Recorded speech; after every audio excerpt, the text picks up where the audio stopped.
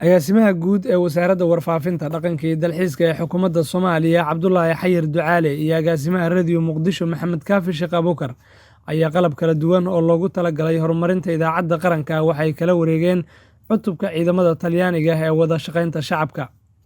Cabdullaahi Xayir Ducaale, Agaasimaha guud ee Wasaaradda Warfaafinta, ayaa sheegay in deeqdani qalabka ah ee ka soo gaartay dowladda Talyaaniga ay tahay mid macno weyn u leh warbaahinta qaranka.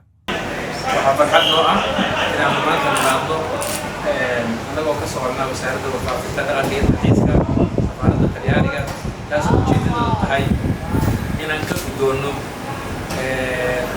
saxiixa qalabka ay ugu deeqeen ee kala duwan Radio Muqdisho, hadday tahay dhismaha istuudiyaha iyo qalabka kala duwan ay ku shaqaynaysa Radio Muqdisho.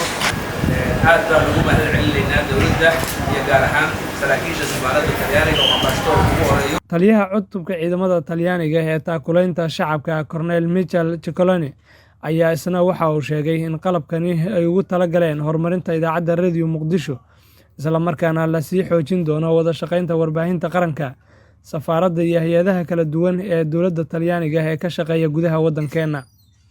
Felicissimo di poter concludere questo piccolo progetto. ugu horreyn waan idin salaamayaa. waxaan ku faraxsanahay inaan halkan ku imaadeen xafladda kooban.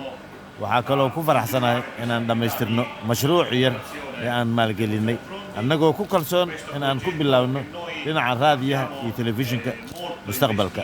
waxaan idiin mahad celinayaa annagoo mar kasta ku kalsoon, isla mar ahaanna og waxqabashadiinna.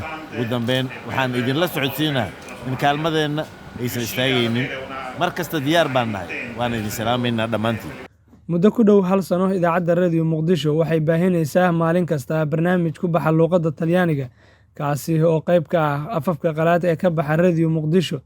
sidoo kale waa qayb ka mid ah heshiiska dowladaha Soomaaliya iyo Talyaaniga. Liibaan Lugcad, Warbaahinta Qaranka, Muqdisho.